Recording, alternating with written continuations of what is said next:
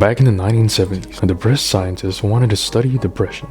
Okay, study depression. I wonder what he did. He tortured monkeys by locking them in lightless cages by themselves and made them be fed remotely so they couldn't even interact with the researchers. This went on for 3 to 6 and for some even 12 months. This experiment was called the Pit of Despair.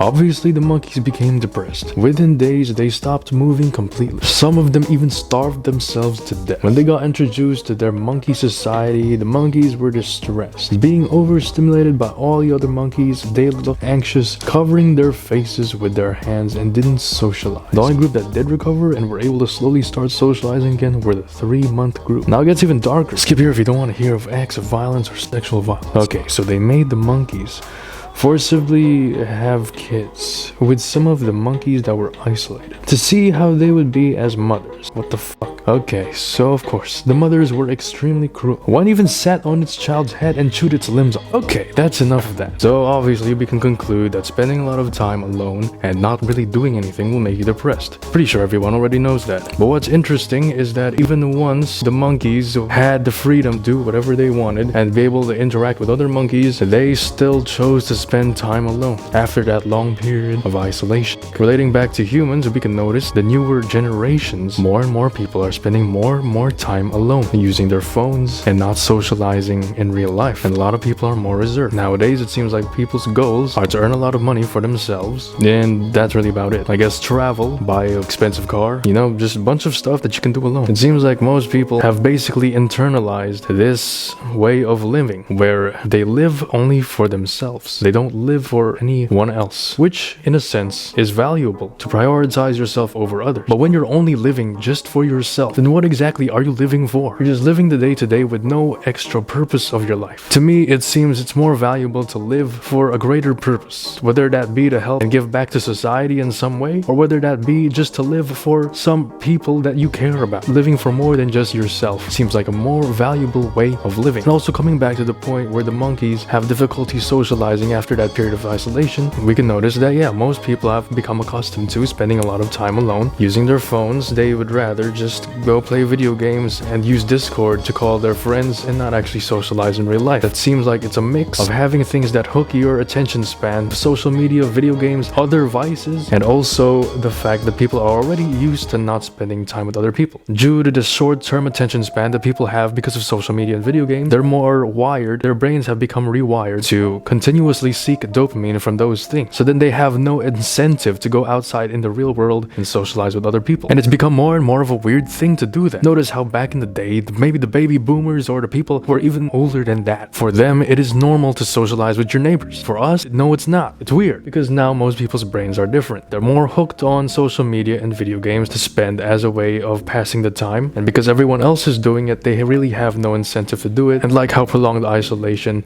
leads to discomfort socializing, so leading to even more prolonged isolation, as we have found out with that monkey experiment. Due to all this, I feel like this is the reason why there's so many people that are depressed in our time. Now, of course, there's other variables, like some people have been through a lot of stuff like trauma, but in general, it seems like this could be part of the reason why a lot of people are depressed.